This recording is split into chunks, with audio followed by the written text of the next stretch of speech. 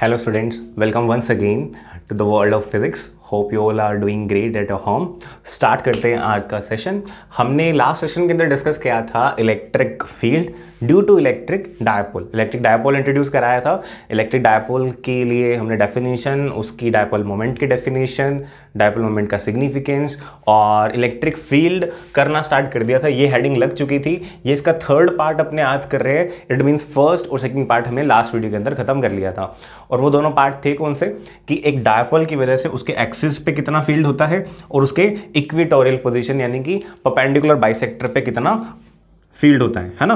मतलब ये अगर डायपोल है, एक सेपरेट डायग्राम बनाऊं मैं, तो यहां पे कितना फील्ड होगा इस पूरे एक्सिस पे, इनफाइनाइट राइट या इनफाइनाइट लेफ्ट. और कौन सा एरिया हमने कवर कर रखा है, ये वाला. बट द थिंग इज कि यहां कोई पॉइंट होगा हम निकाल देंगे, यहां कोई पॉइंट होगा हम निकाल देंगे. बट व्हाट अबाउट दिस, अगर इन दोनों लाइंस के अलावा पॉइंट्स तो बहुत सारे बचते हैं. इन पॉइंट्स पे क्या इलेक्ट्रिक फील्ड नहीं होगा? होगा. तो हम क्या निकाल सकते हैं? नहीं निकाल सकते. एक्सिस पे हमने निकाला था, इफ यू रिमेंबर, एक्सिस पे जो फील्ड आता था दैट वाज 2kp/r³. इतना डिफिकल्ट नहीं है उसे याद करना और याद रखना. तो 2kp/r³ था. फिर भी अगर याद नहीं था तो कॉपी में से देख सकते हो. और इक्वेटोरियल पे जो फील्ड था दैट वाज kp/r³, है ना. kp/r³ इक्वेटोरियल पे, एक्सिस पे 2kp/r³, जिसमें आपको बताया भी था कि आप ऐसे भी याद रखो कि इक्वेटोरियल पे फील्ड आधा हो जाता है एज कंपेयर टू एक्सिस, और एक्सिस पे डबल हो जाता है as compare to equatorial. Clear. तो अब हमारा काम है, बीच में कोई भी रैंडम पॉइंट आ गया, कोई एक जनरल पॉइंट आ गया r, अब r, का क्या मतलब, ये पोलर कोऑर्डिनेट सिस्टम होते हैं. मतलब जो भी हमारा रेफरेंस पॉइंट है और एक रेफरेंस लाइन होती है, रेफरेंस पॉइंट से हमारे पॉइंट तक का डिस्टेंस ये होगा और रेफरेंस लाइन से उस पॉइंट को ज्वाइन करने वाले लाइन का एंगल थीटा होगा. लाइक दिस इज, हमने कहा था डायपोल के अंदर क्योंकि दो हैं, पॉजिटिव भी है नेगेटिव भी है, तो ना तो इसको अपनी इंपॉर्टेंस दे रहे हैं ना इसको इंपॉर्टेंस दे रहे हैं. रेफरेंस पॉइंट किसको ले रहे हैं? किसी मीडिएटर को ले रहे हैं ताकि झगड़ा ना हो इनमें. ये हमारा रेफरेंस पॉइंट है, मिड पॉइंट, है ना.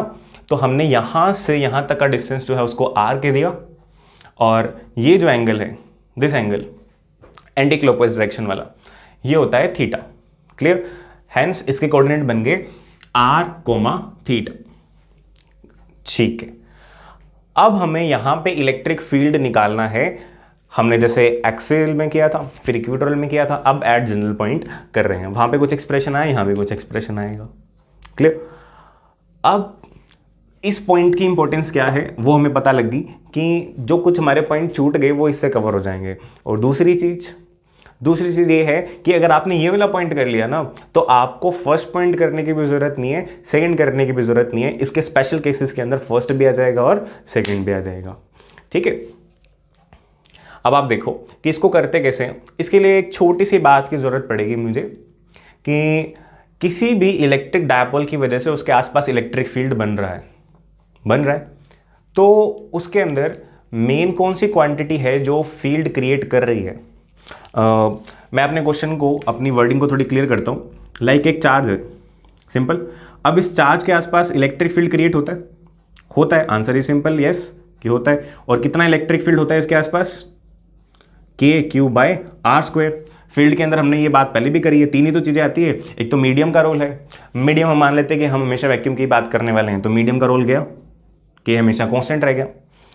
डिस्टेंस मान लो कि हम फिक्स कर देते हैं, डिस्टेंस हम फील्ड कहाँ पे निकालेंगे, 10 सेंटीमीटर दूरी निकालेंगे हमेशा, फिलहाल के लिए फिक्स कर दिया. तो ये इसका भी रोल गया. सिर्फ किसका रोल बचा? चार्ज का. कि अगर आप अभी मेरे पास यहाँ पे 1 कूलम चार्ज रखा हुआ है तो 10 सेंटीमीटर पे फील्ड कुछ आएगा. अगर मैं इस 1 कूलम को चेंज करके 2 कूलम कर देता हूँ तो फील्ड डबल हो जाएगा, या जो भी वो चेंज हो जाएगा, है ना. इट मीन्स किसी चार्ज के आसपास जो इलेक्ट्रिक फील्ड है उसके अंदर किसका मेन इंपॉर्टेंट रोल है? उस चार्ज की खुद के मैग्नीट्यूड का. ठीक है. सिंपल सी बात है, इसमें कोई दिमाग लगाने वाली, समझने वाली बात ही नहीं है कि भाई समझाया क्या है.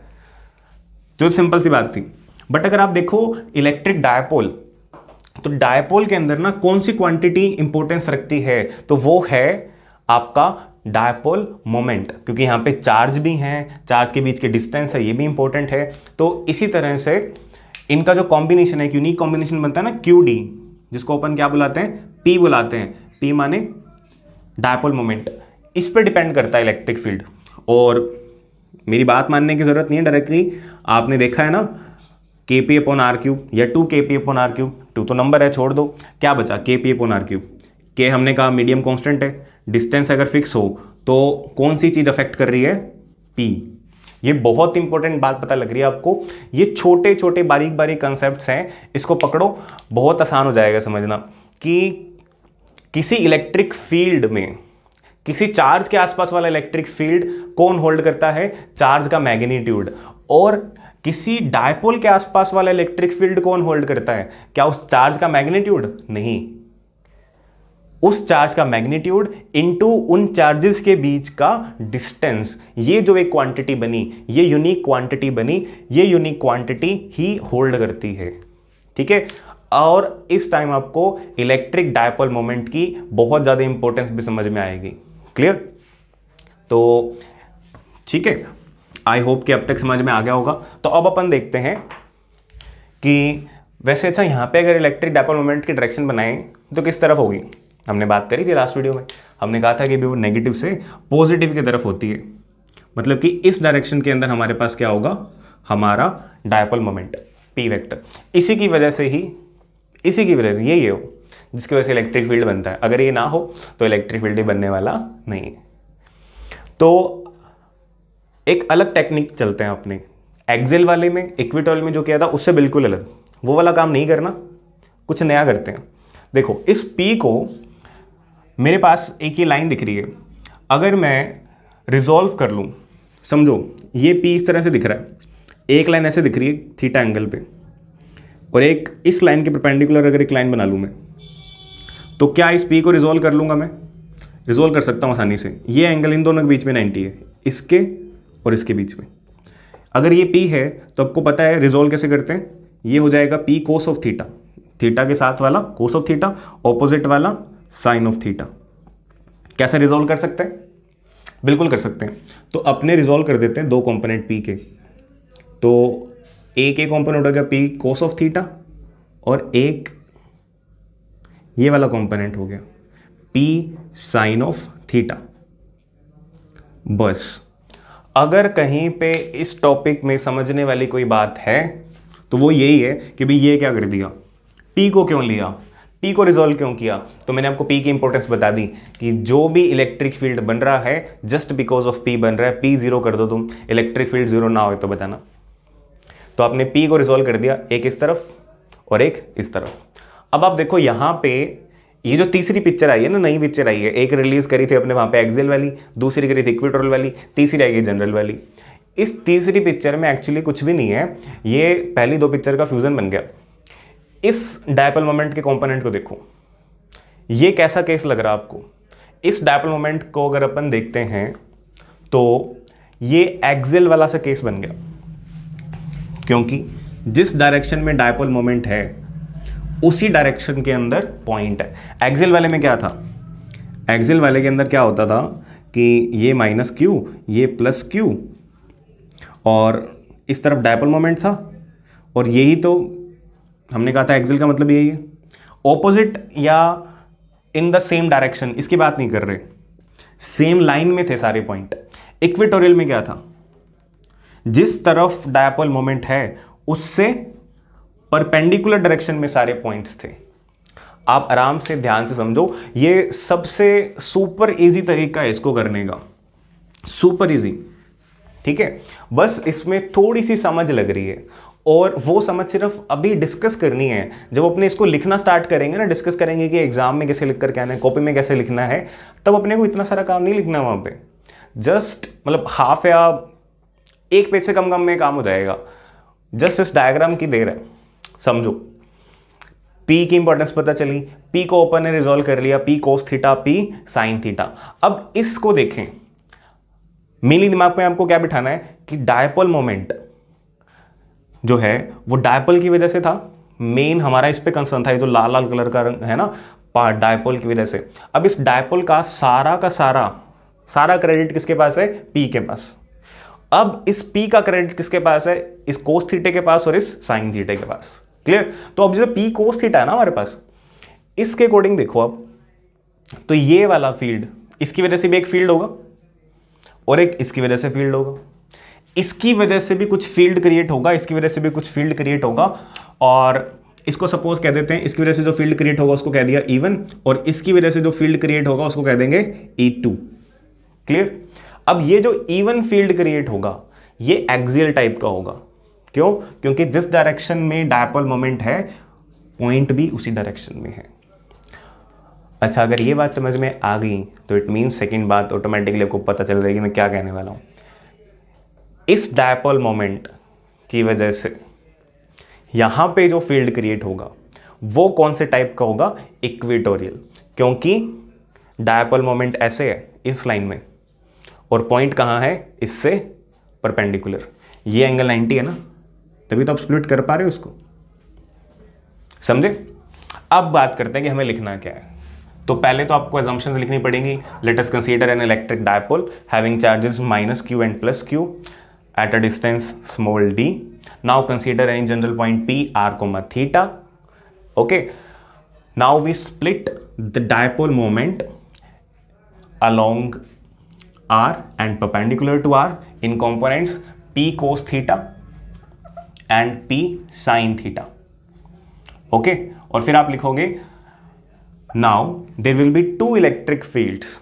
Now there will be two electric fields, one due to P cos of theta, let us say E1, and the other due to P sin theta, let us say E2.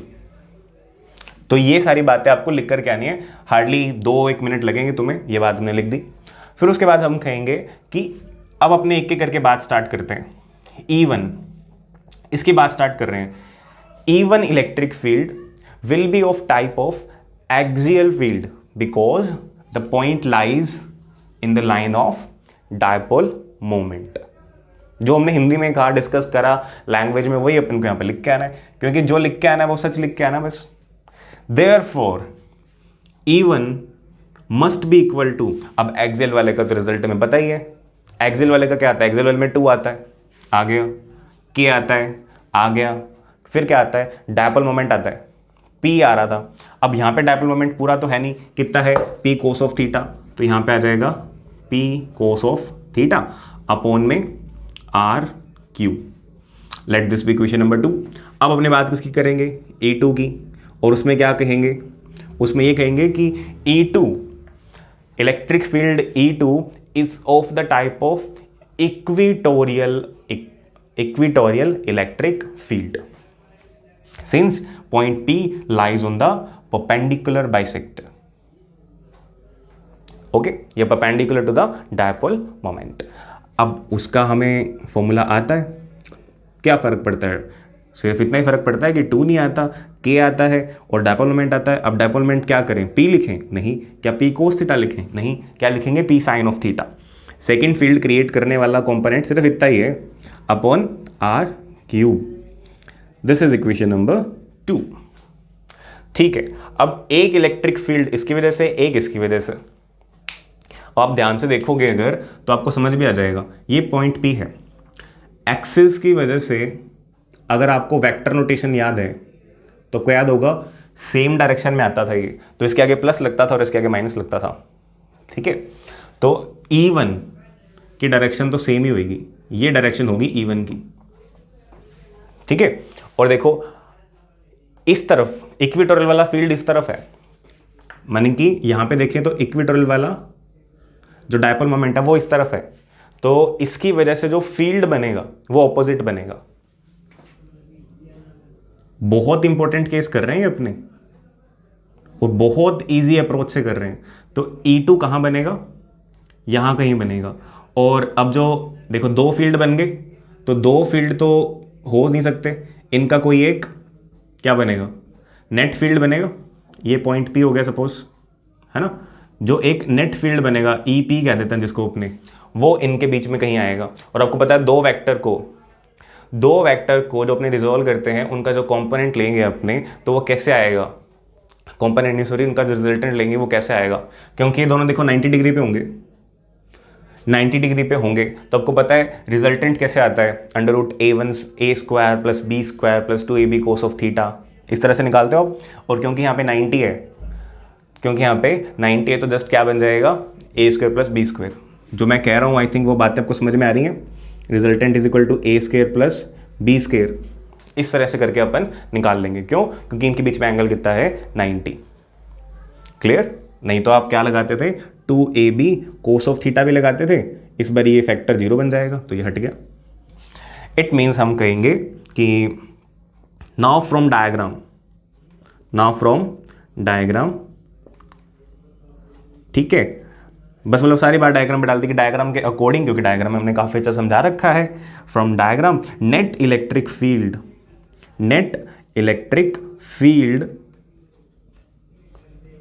E vector will be कितना होगा, ठीक है, तो वो होगा E is equal to, अभी इसका magnitude निकाल रहे हैं अपने, ठीक है, इसका मैग्नीट्यूड निकाल रहे हैं तो वो कितना आएगा under root of E1 square plus E2 square. तो ये क्या आ जाएगा भाई, सिंपल सी बात है, E1 का स्क्वायर कर दो, तो E1 का स्क्वायर जब आप करोगे तो ये हो जाएगा 4k square p square r की 6 और कोस स्क्वायर थीटा, ठीक है जी। और इसको जब आप करोगे तो क्या बनेगा, ये k square p square r की 6 साइन स्क्वायर थीटा, तो k square p square r की 6 साइन स्क्वायर थीटा। अच्छा आप क्या करें, k square p square r की 6 इसको बाहर निकाल दें और ये बाहर निकल के वापस क्या बन जाएगा, k p r की 3 बन जाएगा, ये रूट से आ जाएगा बाहर, ठीक है। तो E का जो मैग्नीट्यूड है वो हमारे पास आ गया रूट से बाहर k p अपॉन r की क्यूब। अभी अंदर कुछ चल रहा मामला, ये चल रहा है 4 cos square theta plus sine square theta, 4 cos square theta plus sine square theta, ये चल रहा है, ठीक है। अब आपको पता है cos square theta plus sine square theta 1 होता है, तो ये 4 कोस स्क्वायर थीटा है, इसमें से एक कोस स्क्वायर थीटा निकाल करके साइन स्क्वायर थीटा में जोड़ दें तो क्या बन जाएगा 1। तो क्या मैं इसको ऐसा लिख दूं के पी अपॉन आर क्यूब, ये पी है भाई, रो मत समझ लेना इसको, के पी अपॉन आर क्यूब साफ लिख देते हैं वापस से, के पी अपॉन आर क्यूब, इसमें से एक कोस स्क्वायर थीटा निकाला तो क्या बना ये 3 कोस स्क्वायर थीटा, वो cos square theta sine square theta में ऐड हुआ तो क्या बन गया 1। कई बार गलती में भूल जाते हैं अपने कि 1 बनाया और 1 छोड़ दिया अपन ने, नहीं, तो इसलिए ऑप्शन में भी कई बार अगर ऑप्शनल क्वेश्चन होता है तो √3 कोस थीटा ये वाला ऑप्शन भी होता है, क्योंकि मल्टीप्लाई के अंदर अगर 1 आए तो छोड़ सकते हैं, प्लस माइनस में 1 नहीं छोड़ सकते है ना, तो अपन ने ये लिख दिया। क्या इसके बाद कहीं सॉल्व हो सकता, नहीं, कोई ज़्यादा सॉल्व नहीं हो पाएगा। तो हमारे पास ट्रिग्नोमेट्रिक आइडेंटिटी वगैरह लगा के इसकी शक्ल बदली जा सकती है, बट उसका कोई बहुत ज़्यादा फायदा होगा नहीं। तो ये हमारे पास इक्वेशन आ गई, इक्वेशन नंबर 3, जो कि हमें इसका मैग्नीट्यूड दे रही है, और देखो बड़ा शानदार मैग्नीट्यूड है ये। आप इसमें से एक्सियल भी निकाल सकते हो और आप इसमें से इक्वेटोरियल भी निकाल सकते हो। एक्सियल निकालने के लिए एक्सियल का मतलब क्या है थीटा 0 और इक्वेटोरियल का मतलब क्या है थीटा 90। थीटा 0 होते ही एक्सिस बन गया ये, और थीटा 90 होते ही इक्वेटोरियल बन गया। अगर आप थीटा 0 रखते हो, कोस 0 कितना होता है 1, तो ये बन जाएगा, ये तो फैक्टर चला गया, 3 + 1 4, 4 का रूट 2 है ना, तो 2 जब यहाँ पे लगेगा क्या आ जाएगा, ये 2kp अपॉन आर क्यूब आ गया। और अगर अपने 90 वाला केस कर दें तो ये तो 0 हो जाएगा, ठीक है, और अगर ये 0 हो गया तो बचेगा सिर्फ ये, और ये 1 का रूट क्या होता है 1, ठीक है, तो ये बन जाएगा kp upon r cube. Just clear. अब बात करते हैं इसकी डायरेक्शन की, ये सारा मुझे हटाना पड़ेगा इसके अंदर ना, बस इस वाले केस को थोड़ा सा समझना पड़ता है, और वो समझ हमारी काफ़ी अच्छी डेवलप हो जाती है 2 केस करते हुए। तो कई बार ये केस डिस्कस नहीं भी किया जाता कि चलो एक्सियल और इक्वेटोरियल तो करा ही रखा है, पर ये केस करने से एक तो आपका दिमाग खुलेगा, दूसरा अगर आपको स्पेशली कह दिया at you have to find the electric field at any general point r, थीटा, तो आप कि वहां पे ना तो एक्सियल वाला हेल्प कर पाएगा ना इक्वेटोरियल वाला, क्योंकि जनरल पॉइंट पे तो नहीं आता ना वो। पर हाँ, अगर ये वाला कर लिया आपने तो यहां पे आप ये सारा यहां तक करके फिर आप कह सकते हो on axis theta is equal to 0, axis के लिए बन गया ये case. On axial equatorial theta equal to 90, ये बन गया इक्वेटोरियल के लिए। तो इस पे बच्चा पूछ रहा है पहले वाले 2 क्या करने कराए थे आपने, वो मत ही कराते, सीधा ये करा देते। तो क्योंकि वो किए, वो समझ में आए, उसके हेल्प से ये इजीली समझ में आ गया। क्लियर? अभी आगे बात करते हैं। अब ये खत्म नहीं हुआ, थोड़ा सा काम और पड़ा है इसके अंदर अभी, कि जो ये इलेक्ट्रिक फील्ड की डायरेक्शन आई है, पिछली दोनों बारी ना डायरेक्शन बहुत आसान थी। एक बारी सेम लाइन में थी, एक बारी ऑपोजिट लाइन में थी, तो एक बारी प्लस लगा दिया, एक बारी माइनस लगा दिया, और कुछ ज़्यादा हमें करना नहीं पड़ा।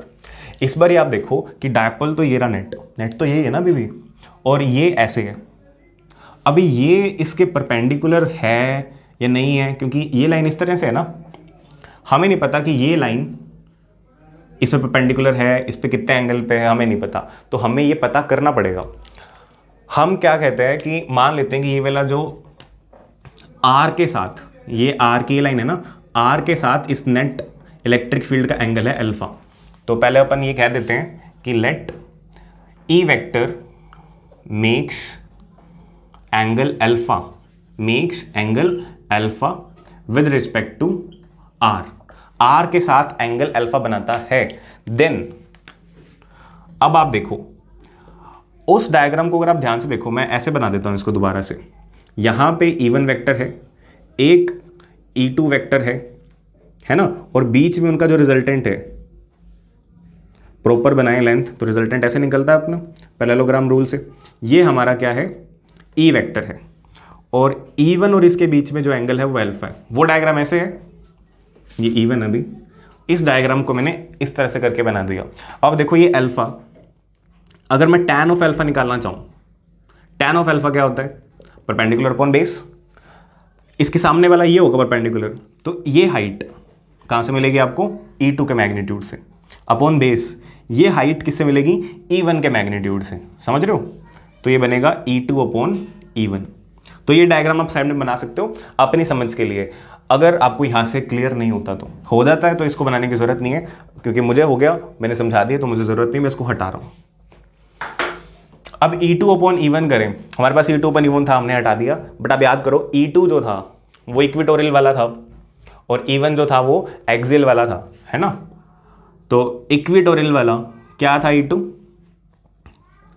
KP sine theta upon r cube, और वो क्या था, वो था 2KP cos theta upon r cube. अब देखो क्या होगा, ये KP अपॉन आर क्यूब तो कैंसिल हो जाएगा, sine theta upon cos theta tan theta बन जाएगा, और बनेगा 1/2। तो tan alpha will be equal to 1/2 tan of theta. ठीक है, नहीं तो अल्फा लिखना हो तो आप क्या करो, tan इनवर्स लगा दो, इस पूरे पे ब्रैकेट चिपका दो, हाफ tan ऑफ थीटा। ठीक है, तो लो जी, ये हमारा ये वाला केस अब जाके पूरा हो गया। This is the equation number 4। तो इक्वेशन 3 क्या दिखा रही है, मैग्नीट्यूड, और इक्वेशन 4 क्या दिखा रही है, एंगल। एंगल कौन सा है, ये एंगल है इलेक्ट्रिक फील्ड का with respect to this line, r के साथ का एंगल है ये। क्लियर होगी बात? ठीक है, तो अगर इसके साथ देखना होगा, इस रेफरेंस के साथ देखना होगा आपको, तो एंगल कितना आ जाएगा, थीटा प्लस अल्फा। क्लियर? तो सारे कॉन्सेप्ट, सारी बारीकियां आप याद रखो, और ये कॉन्सेप्ट जो हमने किया, ये जो हमने केस किया, इसके बाद अपन 2 स्पेशल केस डाल सकते हैं। ठीक है, इसके बाद 2 स्पेशल केस डाल सकते हैं, जो कि आई थिंक मुझे लिखने की जरूरत नहीं है, मैं वर्बली बता देता हूं, क्योंकि जहां मेहनत करनी है अपने समझने के लिए, वहां पे मेहनत करी अच्छी खासी, ज़्यादा लेंथ ना हो, हम बचाते थोड़ा टाइम। इसके बाद आप स्पेशल केस बना देता हूँ स्पेशल केस जो है वो ले सकते हैं। उसके अंदर फर्स्ट अगर केस लें तो उसमें अपने क्या लिखेंगे, एक्सियल पोजीशन। ठीक है, एक्सियल पोजीशन लेंगे, तो एक्सियल पोजीशन के अंदर हमारे पास एक केस करा देता हूँ, एक होमवर्क। थीटा क्या होगा, 0 डिग्री, थीटा हो जाएगा 0 डिग्री। अगर थीटा 0 हो गया तो इक्वेशन 3 चेंज होकर के क्या बन जाएगी, 0 cos 0 1, 3 + 1 4, 4 का रूट 2। तो इक्वेशन 3 आपको आउटपुट देगी कि E मतलब जो मैग्नीट्यूड है इसका, E ये तो आ जाएगा 2KP अपॉन आर क्यूब। ठीक है, और जो फोर्थ इक्वेशन है, यहाँ पे आप थीटा को 0 करो तो ये क्या आता है, ये 0 ही आता है ना, और tan इनवर्स 0 0 ही आएगा, मतलब कि सेम डायरेक्शन में अल्फा का आंसर जो आएगा वो 0 ही आ जाएगा। इट मीन्स अल्फा का आंसर 0 आने का मतलब एंगल 0 है। अब 2 वेक्टर के बीच में एंगल 0 हो, इट मीन्स 0 ही है ना वो, ये 0 और ये भी 0, मतलब इससे ऊपर उठना नहीं कहीं, और इससे भी ऊपर उठना ही नहीं कहीं, तो इलेक्ट्रिक फील्ड इसी डायरेक्शन में है। क्लियर? इसी तरह से आप स्पेशल केस सेकंड डाल सकते हो, उसमें से मैग्नीट्यूड भी निकल जाएगा, उसमें से डायरेक्शन भी निकल जाएगी। ओके, तो होपफुली आपको समझ में आया होगा। और सबसे मेन है इसका डायग्राम। हमने किया क्या, डायपोल मोमेंट लिया, स्प्लिट किया, एक्सियल, इक्वेटोरियल, रिजल्टेंट, एंगल, इतना काम किया है बस। सो स्टूडेंट्स, अब नेक्स्ट टॉपिक पे बढ़ते हैं अपने, जो कि है हमारा फोर्स। ये लिखा है एफ वेक्टर माने फोर्स। ये जो टी को घुमा रखा अपन ने गणपति जी स्टाइल में, तो ये होता है टाओ, है ना। अपन ने इसके बारे में सुना होगा, टाओ, TAU, टाओ नहीं टाओ, है ना। टाओ है ये टॉर्क के लिए रिप्रेजेंट होता है। एंगुलर फोर्स को अपन कहते हैं टॉर्क। जो फोर्स लीनियर मोशन कराने के काम आए वो लीनियर फोर्स F या जस्ट फोर्स। जो फोर्स घुमाने के काम आए, रोटेशन करवाने के, दैट इज एंगुलर फोर्स, या कह सकते हो उसको आप टॉर्क, टाओ। क्लियर? तो मस्त सिंबल है, मस्त नाम है इसका। निकालना क्या है, फोर्स या टॉर्क निकालना है। किन बातों में पड़ेगा अपने भी, टॉपिक पे चलते हैं। ये निकालना है इलेक्ट्रिक डायपोल पे किसकी वजह से, इलेक्ट्रिक फील्ड की वजह से। एंड इसको स्किप नहीं करना, बड़ा इंपॉर्टेंट वर्ड है, यूनिफॉर्म इलेक्ट्रिक फील्ड की वजह से। पहले तो हेडिंग अच्छी खासी लेंथ की है। एक यूनिफॉर्म इलेक्ट्रिक फील्ड की वजह से इलेक्ट्रिक डायपोल पे कितना फोर्स लगता है, कितना टॉर्क लगता है, ये हमारा अभी इस टॉपिक का टारगेट है। क्लियर? तो पहली बात आपको ये पता होना चाहिए कि what is uniform electric field, जो कि आई थिंक सबको पता है कि यूनिफॉर्म इलेक्ट्रिक फील्ड कैसे जनरेट किया जा सकता है। सपोज एक पॉजिटिवली चार्ज प्लेट आपके पास इस तरफ है, इस पे कैसा चार्ज है, पॉजिटिव, और एक आपके पास नेगेटिवली चार्ज प्लेट, नेगेटिव है भाई ये तो, इस तरफ है, और सेम क्वांटिटी का पॉजिटिव नेगेटिव चार्ज है, एक जैसी शीट्स हैं, तो इनके बीच में क्या बनेगा, एक इलेक्ट्रिक फील्ड क्रिएट हो जाएगा। होगा कि नहीं होगा? होगा। और उसकी डायरेक्शन कहां से कहां होती है, पॉजिटिव से नेगेटिव। क्यों होती है पॉजिटिव से नेगेटिव, ये आपको बताया हुआ है। तो हम इसको फटाफट से बना लेते हैं, और बना के लेते हैं, बस दिखाना ही है। ये 3-4 लाइनें बना ली अपन ने, और कैसी लाइनें बनानी होती हैं, पैरेलल और इक्वी डिस्टेंट। कोशिश तो पूरी है। अगर थोड़ी बहुत पैरेलल या इक्वी डिस्टेंट नहीं लग रही हो तो एज्यूम कर लेना, अपन साइंस वाले लोगों की ज़िंदगी में यही चलता है। लेट्स सपोज कि ये सारी इक्वी डिस्टेंट है और पैरेलल है, और नेट इलेक्ट्रिक फील्ड इस तरफ है, माने हमारा जो पॉजिटिव एक्स एक्सिस होता है उस डायरेक्शन में है। अब हमें देखना है कि इसके अंदर एक इलेक्ट्रिक डायपोल रखा हुआ है, तो रखना पड़ेगा, एक रख देते हैं। सपोज ये लिया अपन ने एक इलेक्ट्रिक डायपोल, थोड़ा स्टाइल से रखते हैं, यहाँ पे रख दिया अपन ने, ठीक है। ये इलेक्ट्रिक डायपोल अपना, यहाँ पे -Q, यहाँ पे +Q। अब देखो ये वाला जो है, ये चार्ज इसकी तरफ खींचेगा, और ये वाला चार्ज इसकी तरफ खींचेगा, है ना। ये वैसे अपनी नेक्स्ट डिस्कशन ही है कि आपको हेडिंग को करने से पहले, एग्जीक्यूट करने से पहले आपको हेडिंग को दिमाग में क्लियर करना चाहिए कि हेडिंग है क्या और है क्यों। हमें इलेक्ट्रिक डायपोल के लिए फोर्स और टॉर्क निकालना है। पहले फोर्स की बात करते हैं। फोर्स निकालना है जब उसको यूनिफॉर्म इलेक्ट्रिक फील्ड में रखते हैं। तो पहली बात तो ये है कि भाई इलेक्ट्रिक फील्ड में रखने पे इस पे फोर्स लगेगा क्या, तो बिल्कुल लगेगा। क्यों लगेगा? क्योंकि इलेक्ट्रिक फील्ड जनरेट होता है किसी चार्ज की वजह से। तो कोई चार्ज या इलेक्ट्रिक फील्ड भी है, तो उसके अंदर जब इलेक्ट्रिक डायपोल आएगा, इलेक्ट्रिक डायपोल क्या है, वो भी एक चार्ज है, तो चार्ज की इंटरेक्शन जब चार्ज से होगी तो फोर्स लगेगा या नहीं लगेगा? लगेगा। किसने समझाया था? कूलम ने बताया था कि चार्ज के इंटरेक्शन में जब चार्ज आएगा तो एक फोर्स लगेगी, that is coulomb force, that may be attractive, may be repulsive, है ना। तो पहले आपके माइंड में टॉपिक क्लियर हो तो आप देखो कि हमने एक डायपोल लिया, जो हमारी आदत है उसके अकॉर्डिंग हमने एक डायपोल ले लिया, उसका नाम भी उसी अकॉर्डिंग रख देते हैं A, और इस एंड का नाम रख देते हैं B, है ना। कुछ भी नाम ले सकते हो। और हमने मान लिया कि इलेक्ट्रिक फील्ड के देखो ये वाली डायरेक्शन है, उसके रिस्पेक्ट में डायपोल की जो डायरेक्शन है उसको ओपन एंगल किसी एक एंगल पे रख दिया, और उस एंगल को हमने एज्यूम करा थीटा, ठीक है। तो ये जो अपनी एजम्पशन वाली बातें होती है ना, वो हमें करने का मौका मिल गया कि हम क्या कह देंगे।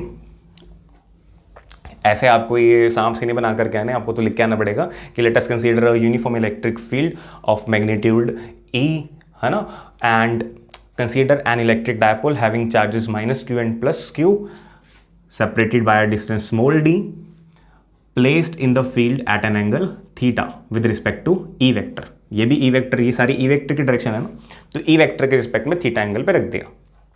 तो इतनी बात हम लिख करके आएंगे। अब अपन को देखना है कि क्या इस पर कोई फोर्स लग रहा है, तो वो अपन ने पहले डायरेक्शन बना ली कि ये पॉजिटिव इसको खींच रहा है, इस तरफ फोर्स लगा रहा है और वो उस तरफ खींच रहा है। और किसी भी इलेक्ट्रिक फील्ड के अंदर, अब ध्यान से सुनना ये चीज़, किसी भी इलेक्ट्रिक फील्ड के अंदर किसी चार्ज पे कितनी फोर्स लगती है। कोई एक बीच में चार्ज हो, उसने क्या कर रखा है, इलेक्ट्रिक फील्ड क्रिएट कर रखा है। तो उस इलेक्ट्रिक फील्ड की वैल्यू अगर आपको पता है किसी पॉइंट पे कि इस पॉइंट पे इलेक्ट्रिक फील्ड की वैल्यू ई है, तो अब आपको इस पे फोर्स निकालना है, तो कैसे निकाल सकते हो आप डायरेक्टली क्या करो, चार्ज को इससे मल्टीप्लाई कर दो। इस पॉइंट पे फोर्स निकालनी है आपको, तो आप क्या करो, जितना चार्ज आपने रखना है और जितना आपका इलेक्ट्रिक फील्ड है उसको आप मल्टीप्लाई करा दो, आपके पास फोर्स आ जाएगा। कैसे आ जाएगा, क्योंकि आपको पता है इलेक्ट्रिक फील्ड क्या होता है। इलेक्ट्रिक फील्ड होता है के क्यू अपॉन आर स्क्वायर। के क्या है, के तो कांस्टेंट है, इसमें तो कुछ भी नहीं है। वैक्यूम पे डिपेंड करेगा, मीडियम पे डिपेंड करेगा, हमने कहा कि हम वैक्यूम की बात कर रहे हैं। क्यू, क्यू क्या है, सोर्स चार्ज। आर क्या है, इस पॉइंट तक का डिस्टेंस। उसको मैंने मल्टीप्लाई किससे करवाया, क्यू से, तो क्यू से मल्टीप्लाई करा दो। ये क्या बना, क्या ये कूलम फोर्स है, बिल्कुल ठीक है, तो ये कूलम फोर्स है। बट आप इसकी भी आदत डालो क्यू ई, क्योंकि अगर आपको ई की डायरेक्ट वैल्यू पता है, हमें लेना देना ही नहीं है कि सोर्स चार्ज कितना था, हमें कोई लेना देना नहीं है। अगर हमें डायरेक्ट इलेक्ट्रिक फील्ड पता है तो जस्ट आपको चार्ज से मल्टीप्लाई करना है और आंसर आ जाएगा। ठीक है, बात कहने के कई सारे तरीके होते हैं, एक तरीका ये भी है। आसान भाषा में बात करें तो एक फोर्स इधर लगेगी क्यू ई इधर, और एक फोर्स इधर लगेगी क्यू ई। क्यों लगेगी वो पता चल गया, कहाँ लगेगी वो पता चल गया। अब देखो, अगर अपने फोर्सेस की बात करें तो फर्स्ट इसके अंदर से स्टार्ट करते हैं हम फोर्स वाला टॉपिक, है ना। फोर्स वाला टॉपिक स्टार्ट करते हैं कि भाई जो फोर्स है, नेट फोर्स कितनी है इस पे। तो हमारे पास यहाँ पे दो फोर्सेस हैं, नंबर 1, नंबर 2, इसको फिर ए कह देते हैं। फर्स्ट फोर्स है क्यू ई, शाबाश। किस तरफ दिख रही है आपको, ऑन ए। किस पे है ये, ऑन ए। किस तरफ है, लेफ्ट साइड होता है ये, ऑन लेफ्ट, ठीक है। दूसरी फोर्स है क्यू ई, शाबाश। कहाँ पे है, बी पे। किस तरफ है, ऑन राइट। क्या इन दोनों का मैग्नीट्यूड बराबर है, Q E Q E, Q same रहेगा, डायपोल की प्रॉपर्टी है। ई यूनिफॉर्म है, को बताया था, बहुत इंपॉर्टेंट पॉइंट है यूनिफॉर्म। ई यूनिफॉर्म है, यहाँ जितना है वहाँ भी उतना होगा। इट मीन्स ये दोनों मैग्नीट्यूड तो सेम हो गए, डायरेक्शन उल्टी है। It means magnitude same, direction opposite, तो नेट रिजल्ट क्या आएगा, 0। तो आप यहाँ पे लिखोगे कि since these are equal in magnitude but opposite in direction, so f net is equal to 0। ये तो अपने को बहुत ही ज़्यादा पसंद है, काम ही खत्म, है ना। रिजल्ट के अंदर किसी न्यूमेरिकल का रिजल्ट ऐसा आए या फिर डेरिवेशन का रिजल्ट ऐसा आए तो पसंद है, हमारा रिजल्ट ऐसा आए तो हमें ये नहीं पसंद, है ना, होना भी नहीं चाहिए। तो हमारे पास नेट फोर्स का काम हो गया, इतना ही है कि फोर्स तो है ही नहीं, 0 है। जिसको कैलकुलेट करने चले थे वो है ही नहीं। बट अब देखो कि क्या इसका इंपैक्ट पड़ेगा या नहीं पड़ेगा। इन फोर्सेस का इंपैक्ट पड़ेगा। क्यों पड़ेगा, क्योंकि फॉर एन एग्जांपल अगर अपने बात करें इसकी, लाइक डस्टर की बात करते हैं, हमारे पास सबसे अच्छा टूल यही है। लीनियर के अंदर तो हमने ये देख लिया कि भी एक फोर्स इधर लग रही है, किधर लग रही है, तो नेट फोर्स 0 है। बट अगर आप सही में देखो तो बॉडी ऐसे है, अब इसमें एक फोर्स यहाँ लग रही है और एक फोर्स यहाँ लग रही है, तो जब इस तरह से फोर्स लगेगी तो ये रोटेट करना स्टार्ट कर देगा, समझे। आपको रोटेशन का थोड़ा सा प्रिंसिपल क्लियर होना चाहिए, होप कि काफ़ी बच्चों को क्लियर हो भी। बट इन केस अगर कोई एक भी बच्चा ऐसा जिसको क्लियर नहीं है तो उसके लिए मैं 2 मिनट डिवोट करता हूँ और थोड़ा सा इलाबोरेट करने की कोशिश करता हूँ। देखो, किसी बॉडी पे जब 2 इक्वल फोर्सेस लगती हैं, इक्वल एंड ऑपोजिट फोर्सेस लगती हैं, तो 2 केस बनते हैं। या तो वो बिल्कुल भी मूव नहीं करेगी, देखो लीनियर मूव तो वो करेगी ही नहीं, ये तो पक्का है। लीनियर फोर्स तो 0 ही आ गई, तो लीनियर एक्सेलरेशन, लीनियर सब कुछ जो प्रॉपर्टी है लीनियर वाली वो 0 है। अब ये पॉसिबिलिटी है कि वो रोटेशनल मोशन कर सकती है या नहीं कर सकती। अब किस केस में करेगी और किस केस में नहीं करेगी उस पर ध्यान देते हैं।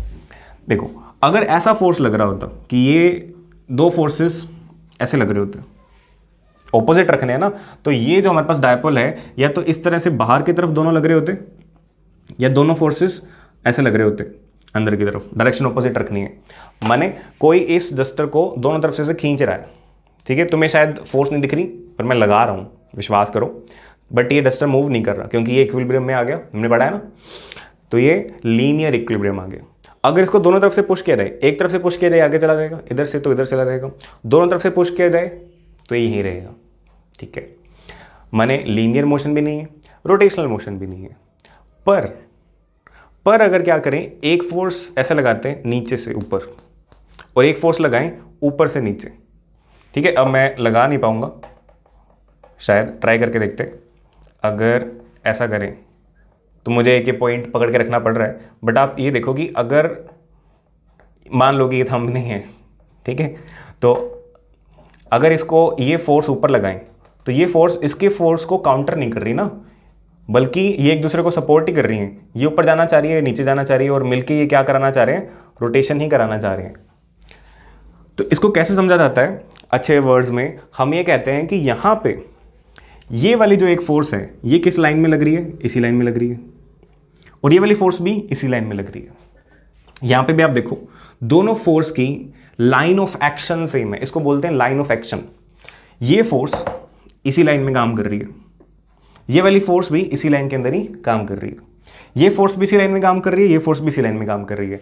जब दो फोर्सेस का मैग्नीट्यूड इक्वल हो, डायरेक्शन ऑपोजिट हो, लाइन ऑफ फोर्स सेम हो, तो ना तो वहां पे लीनियर मोशन होगा ना रोटेशनल मोशन होगा। बट जो हमने अभी केस किया था डस्टर के साथ वाला, कि एक फोर्स ऐसे लग रही है और एक फोर्स ऐसे लग रही है। अब इन फोर्सेस का मैग्नीट्यूड भले अलग अलग है, मैग्नीट्यूड भले सेम है, डायरेक्शन ऑपोजिट है, एक ऊपर एक नीचे है, बट इसकी लाइन ऑफ एक्शन देखो ये वाली है और इसकी लाइन ऑफ एक्शन ये वाली है। क्या दोनों की लाइन ऑफ एक्शन सेम है? नहीं है। तो इट मीन्स यहां पे लीनियर मोशन तो नहीं होगा बट रोटेशनल मोशन होगा।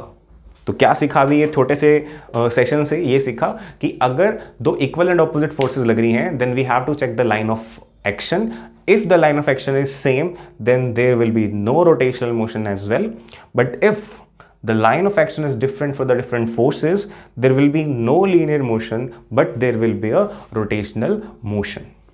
अब क्योंकि rotational motion होगा, इसीलिए हमारी हेडिंग के अंदर क्या है? टॉर्क. क्योंकि अगर रोटेशनल मोशन नहीं होता तो ये टॉर्क की कैलकुलेशन भी नहीं होती. ओके, तो आई थिंक समझ में आया आपको. और एक और चीज़ कि इस बॉडी पे, चलो यहीं पे डिस्कस कर लेते हैं, इससे बड़ा आसान हो जाएगा टॉपिक हमारा समझना. कि सपोज यहाँ पे भी एक फोर्स F लग रही है, ये भी फोर्स F लग रही है, इक्वल होनी चाहिए ना. ये 10 न्यूटन तो ये भी 10 न्यूटन, और हमें इस पे टॉर्क निकालना हो, एंगुलर फोर्स निकालना हो कितना है इसको घुमाने के लिए, तो वो कैसे निकलता है? उसका जस्ट सिंपल सा तरीका है कि आपको क्या करना है. ऐसे अपने पूरा अच्छे से 11th में सीखा हुआ है, बट अभी अपने यहाँ पे बिल्कुल सिंपल वे में करते हैं. तो उसके लिए आपको जस्ट दो क्वांटिटी को मल्टीप्लाई कराना है. कितनी क्वांटिटी को? दो को. एक, इन दोनों में से किसी एक फोर्स का मैग्नीट्यूड, क्योंकि दोनों बराबर है, ठीक है. दोनों में से किसी भी एक फोर्स का मैग्नीट्यूड, माने magnitude of force, into perpendicular distance between them. In forces की लाइन ऑफ एक्शन के बीच का परपेंडिकुलर डिस्टेंस. तो आपको पता है ये दो पैरेलल लाइंस है, तो इनके बीच का परपेंडिकुलर डिस्टेंस क्या होगा? ये वाला, या कह दो ये जो रेड कलर की लाइन है ये वाला. फॉर एग्जाम्पल ये डिस्टेंस अगर डी हो तो आपको डी से मल्टीप्लाई करना होता है. तो जस्ट आपके पास ये दो क्वांटिटी हो, मल्टीप्लाई करो, आपके पास टॉर्क आ जाएगा. होप हमें समझ में आ गया होगा. अब अपने आगे चलते हैं. ये सारा हमने, ये जो छोटी सी तैयारी थी ये हमने हटा ली. अब मान के चलते हैं कि हमें सारा आता है, और मान के क्या चलते हैं, अब आता ही है. और ये भी हटा रहा हूं मैं, स्माइली स्माइली है ही. और अब थोड़ा काम करते हैं. एजम्पशन हमने पहले ले ही लिए थे, इसको भी हटा देते हैं. जितनी ज़्यादा जगह बनी उतनी अच्छी बात है. बी पॉइंट स्टार्ट करते हैं. फोर्स हमारा हो गया खत्म. अब बात करते हैं टॉर्क की, ठीक है. और इसके अंदर वही लिखेंगे अपने, पहले यहाँ पे भी कुछ बात लिखनी पड़ेगी अपने को. क्या लिखेंगे? Since the forces are equal and opposite but their line of action are different, so they will constitute a couple. हाँ, क्या बोलते हैं इसको? कपल. क्योंकि एक जोड़ा बन गया ना, फोर्सेस का एक पेयर बन गया, अच्छा वर्ड है ये, पेयर बन गया, जो कि दोनों पेयर मतलब दोनों जने रिस्पॉन्सिबल है ना रोटेशन कराने के लिए, दैट्स वाई इसको हमने क्या कहा, ये कपल बन गया। और नाउ द टॉर्क, यानी कि अब टॉर्क की बात आ रही है, तो टॉर्क क्या होता है, अभी मैंने आपको फॉर्मूला बताया, क्या लेंगे अपने, magnitude of force times perpendicular distance between them. थोड़े शॉर्टकट मार रहे हैं अपने, थोड़े नहीं काफ़ी मार रहे हैं, बट आपको नहीं मारने ज़्यादा, क्योंकि मार्क्स भी फिर शॉर्टकट में मिल जाते हैं। मुझे तो तुम लोगों ने मार्क्स देने नहीं है, तो मैं चला सकता हूँ ये। तो मैग्नीट्यूड ऑफ फोर्स, देखो करना स्टार्ट करते हैं। मैग्नीट्यूड ऑफ फोर्स क्या तुम्हें पता है, बिल्कुल पता है, क्यू ई, एक ही तो फोर्स है यहाँ पे, है क्या और, ठीक है। अब जब इसको मल्टीप्लाई करना है, क्या परपेंडिकुलर डिस्टेंस पता है आपको कौन सा है, तो अब इसमें ना कंफ्यूजन हो जाती है कि आपको कौन सा डिस्टेंस लेना है, क्या इस डी डिस्टेंस की बात कर रहे हैं अपने, नहीं, फिर किसकी बात कर रहे हैं अपने, देखो आपको दिख रहा है कि एक फोर्स ऐसे लग रही है, एक फोर्स ऐसे लग रही है, अब इनके बीच में परपेंडिकुलर डिस्टेंस कौन सा होगा। आप इस डायग्राम के अलावा जब भी आपको समझना हो तो उसमें से निकाल लिया करो जो हमारे मतलब का काम है। तो इसके बीच में परपेंडिकुलर डिस्टेंस कौन सा होता है, ये सारे परपेंडिकुलर डिस्टेंस है बस। मतलब ये इस दोनों लाइन के बीच में कहीं भी आप एक लाइन बना लो परपेंडिकुलर, वो हमारे लिए इस परपेंडिकुलर डिस्टेंस की वैल्यू देगी। तो हम क्या करते हैं, कहीं और से क्यों खींचे, इससे एक लाइन खींच लेते हैं। अब इससे क्यों खींची, क्योंकि इससे अगर अपने लाइन लेंगे, एक अच्छा क्वेश्चन है वैसे कि यहीं से क्यों लाइन खींची, इसे एक परपेंडिकुलर ड्रॉ कर दिया अपन ने और इसका कुछ नाम रख देते हैं, सपोज एम नाम रख देते हैं इस पॉइंट का, ठीक है। तो अब यहां से जो लाइन खींची है ना, ये डिस्टेंस है, जो ग्रीन वाला डिस्टेंस है, ये डिस्टेंस हमारे काम का है। अब ये डिस्टेंस आएगा कैसे, बहुत आसान आ जाएगा। देखो आपको ये दिख रहा है, ये राइट एंगल ट्रायंगल बन गया, और राइट एंगल ट्रायंगल वापस से हमारे मतलब का ट्रायंगल इसमें से निकाल लेते हैं आपने, ये हमारे मतलब का ट्रायंगल, इस लेंथ को अपने को पता करना है, this is 90 degree, this is theta, this is D. ये अगर थीटा एंगल है तो ये इसके लिए परपेंडिकुलर है, पता हमें हाइपोटेनस है, तो आप याद करो परपेंडिकुलर हाइपोटेनस को जोड़ने वाला कौन है, साइन थीटा। साइन थीटा का ध्यान करो तो आएगा परपेंडिकुलर कौन, हाइपोटेनस। परपेंडिकुलर माने कौन, क्वेश्चन मार्क हमारा है ना, हाइपोटेनस मतलब कौन, डी, तो क्वेश्चन मार्क क्या बना, डी साइन थीटा, तो माने this is D sine theta. और हाँ ये सारी चीज़ें बहुत सिंपल सी है, ज़रूरत भी नहीं होगी कि मैं तुम्हें समझाऊं, तुम्हें पहले से समझ में आ चुका होगा, है ना, बट फिर भी मैंने अपना फ़र्ज पूरा किया, लिख दिया, और ये आपको समझा के आने की ज़रूरत नहीं कि डी साइन थीटा कैसे आया, क्योंकि अपने 12th में बड़े हैं हम, 9th-10th करके आए हैं ना, तो जो अपने दुख झेलें उसका फ़ायदा लेंगे यहाँ पे। हम कहेंगे कि हमें बताने की ज़रूरत नहीं, हमें पता है डी साइन थीटा ही होता है। तो क्यू ई को मल्टीप्लाई करना है डी साइन थीटा से। अब आप ये देखो, क्यू और डी, क्या आप इनको जानते हो, इनके एक जोड़ी बन जाती है ना, और डायपोल में तो जल्दी से बन जाती है, डायपोल का चार्ज, डायपोल का लेंथ, तो ये बना tau is equal to q और डी को अगर मैं कंबाइन कर दूं, लो जी कर दिया, ई साइन थीटा को ऐसे पढ़ रहने दिया। क्यू डी क्या होता है, क्यू डी होता है एक खास क्वांटिटी जिसको अपने कहते हैं dipole moment, p E sine of theta. तो ये बन गया हमारे पास टॉर्क का फॉर्मूला। और अगर आप याद करो तो साइन थीटा किस में आता होता है, इसको मैं ऐसा लिख देता हूं, पहले मैं लिखता हूं फिर आप देखना सही है या नहीं है। इसको लिख सकते हैं P vector cross E vector, ठीक है, इसको लिखा P vector cross E vector. कैसे लिखा, क्योंकि आपको पता अगर इसको मैं खोलूंगा, ओपन करूंगा तो क्या आता है, क्रॉस को जब ओपन करते हैं तो आता है पी का मैग्नीट्यूड, ये रहा पी, ई का मैग्नीट्यूड ये रहा ई, और फिर क्या आता है, इन दोनों के बीच में जो एंगल होता है उसका साइन, तो इन दोनों के बीच में एंगल क्या है। अब पी वेक्टर कहाँ पे होगा, देखो यहाँ पे होगा ना, पी वेक्टर बनाया नहीं अपन ने इसमें, अब बनाते हैं ये पी वेक्टर और ई वेक्टर के बीच में भी कितना एंगल होगा, if this is theta then this is also theta. तो ये बात सही है या नहीं है, बिल्कुल सही है। तो ये हमारे पास फाइनल एक्सप्रेशन आ गया। तो दिस एक्सप्रेशन एक्सप्रेसेस द या represents the torque acting on the dipole when it is placed in uniform electric field. Clear, तो हमारा टॉर्क का काम हो गया, बट अभी टॉपिक कंप्लीट नहीं हुआ, थोड़ी बहुत चर्चा बाकी है इस पर। क्या चर्चा बाकी है, करते हैं अपने। एक तो ये कि हम इसके अंदर एक स्पेशल केस करने वाले हैं। स्पेशल केस भी ये कि हमारे पास पता चल गया कि टॉर्क क्या है, टॉर्क साइन थीटा कॉम्पोनेंट आ रहा है, और ये बात हमेशा पूरी लाइफ के लिए ध्यान में रखो, जब भी कहीं साइन थीटा कोस थीटा आ गया किसी एक्सप्रेशन में तो हम उसकी मैक्सिमम और मिनिमम वैल्यू निकाल सकते हैं। क्यों? और बहुत इजीली निकाल सकते हैं। कैसे निकाल सकते हैं? क्योंकि साइन थीटा कोस थीटा की वैल्यू मैक्सिमम और मिनिमम हमें पता है, 0 से लेकर के 1। तो हम कंडीशन डाल देंगे कि साइन, क्योंकि मल्टीप्लाई में है ना, अगर जब साइन 0 होगा तो ये ले डूबेगा सबको, है ना, और अगर ये 1 होगा तो ये बड़ा बन जाएगा, सबसे बड़ी इसकी वैल्यू 1 ही आ सकती है, अदरवाइज 1/2, 1/√2, √3/2, 1 से छोटी आएगी। Hope you get that. तो अब अपने केस करते हैं स्पेशल केस, स्टार्ट करते हैं special case. If theta is equal to, आपने कौन सा केस करें? If theta is equal to 0, ये भी केस कर लेते हैं लोग।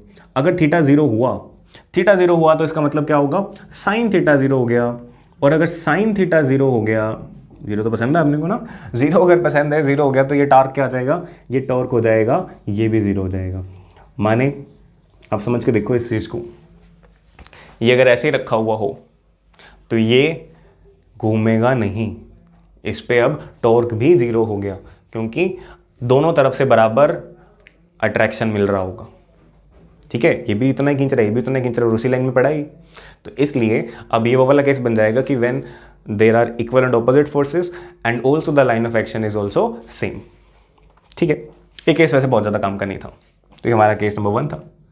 अब केस नंबर 2 करते हैं। ये बहुत अच्छा केस है, इसके अंदर से एक बड़ी इंपॉर्टेंट डेफिनेशन निकल के आ रही है, मोस्ट इंपॉर्टेंट केस है ये, कि अगर आपका जो एंगल है, if theta is equal to 90 degree, if theta is equal to 90 degree, theta 90, इसका मतलब साइन थीटा कितना? साइन 90, और साइन 90 कितना? 1, माने maximum. Therefore tau is equal to क्या हो जाएगा? टाउ मैक्स हो जाएगा, और वो कितना हो जाएगा? P E. क्लियर? वो कितना हो जाएगा? P E. अब इसके अंदर अगर मैं ई की वैल्यू 1 कर दूं, tau max is equal to P आ जाएगा। कब आ जाएगा? If E is equal to 1 unit. कितनी यूनिट होती है न्यूटन पर कूलम? कोई बात नहीं, यहां मैच करने की जरूरत नहीं है, हमने 1 यूनिट लिख दिया। अब क्यों, क्या घर का राज है क्या, कुछ भी कर दो? नहीं, इससे एक हमारे पास बड़ा अच्छा रिजल्ट बन रहा है, बड़ी अच्छी डेफिनेशन बन रही है। हम डायपोल मोमेंट की एक डेफिनेशन तो जानते हैं, charge multiplied by the distance, but एक और डेफिनेशन निकल के आ रही है कि dipole moment of an electric dipole is the maximum torque experienced by it when it is placed in a uniform electric field of unit strength. ठीक है, कि हमें क्या पता चला कि डायपोल मोमेंट जो है वो टॉर्क के तो इक्वल होता है, और अगर टॉर्क के इक्वल होता है, वो भी कौन से टॉर्क के इक्वल? मैक्सिमम टॉर्क के इक्वल होता है, और वो भी तब जब ई की वैल्यू 1 हो। तो यही मैंने बोला कि electric dipole moment of an electric dipole is equal to the maximum torque experienced by it when it is placed in a uniform electric field of how much strength? Of unit strength. तो ये हमारे पास definition बन गई, और believe me this is the one of the most important questions of CBSE board, whether RBSE board, दोनों board के अंदर ये इंपॉर्टेंट क्वेश्चन बनता है। ठीक है, तो ये हमारे पास आ गए। ओके, अब इसके बाद वैसे electric field, uniform electric field के अंदर डायपोल को रख के और भी थोड़ा खेल सकते हैं। फोर्स निकाल ली, खेलते खेलते टॉर्क निकाल लिया, वैसे अपने और थोड़ा खेल सकते हैं और निकाल सकते हैं, क्योंकि देखो टॉर्क है, टॉर्क और घूमेगा भी, जैसे फोर्स हो और वो चले भी तो भी वर्क आता है, इसमें टॉर्क है और घूमेगा भी तो एंगुलर वर्क आ सकता है, फिर पोटेंशियल एनर्जी आ सकती है। बट ये जो टॉपिक है, ये टॉपिक हमारा CBSE में लिस्टेड है 2nd चैप्टर में। ठीक है, तो हम वहाँ पे इसको डिस्कस करेंगे, अभी फिलहाल हम इसको डिस्कस नहीं कर रहे। ओके, तो ये सेशन हमारा यहीं तक था, जिसके अंदर हमने एक वो केस कर लिया जो हमारा वेंडिंग था, जनरल केस, और एक हमने ये डायपोल के साथ थोड़ा सा खेल लिया कि फोर्स कितनी 0, टॉर्क कितना नॉन जीरो। और मैं आपको बता दूं कि इसमें डाउट क्या आ सकता है, सिंपल सा था। इसमें देखो एक ही बोर्ड पे सारा काम आ गया हमारा, आई थिंक फर्स्ट टाइम हुआ है कि कुछ बच भी गया स्पेस। इसमें डाउट ये आ सकता है एग्जाम टाइम में कि ये लेंथ लेनी थी, ये लेंथ लेनी थी, क्योंकि यहाँ पे डी साइन थीटा और यहाँ पे फिर अगर ये निकालोगे तो ये डी कोस थीटा हो जाएगी, और अगर ये ले ली तो फिर ये क्रॉस नहीं बनेगा क्योंकि कोस नहीं बनेगा।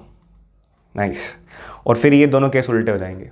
ठीक है, तो उसके लिए गलती से बचने के लिए आपको, इसलिए मैंने कहा कॉन्सेप्ट क्लियर करके चलो कि आपको फोर्सेस के बीच के परपेंडिकुलर डिस्टेंस लेनी है। तो फोर्स ये दोनों, इसके बीच की डिस्टेंस ये आएगी। ये तो कहीं से दो फोर्सेस के बीच की डिस्टेंस बनती नहीं है।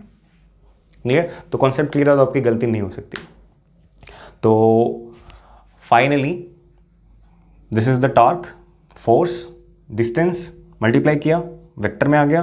दो केस लिए, एक केस जबरदस्त जिसमें से हमारे पास डायपोल मोमेंट की डेफिनेशन आ गई। होपफुली आपको सारा समझ में आ गया होगा। फिर भी अगर कोई डाउट लगता है तो वो आप कमेंट सेक्शन में पूछ सकते हो। Clear? And have a safe routine at your home. Happy studying, happy physics.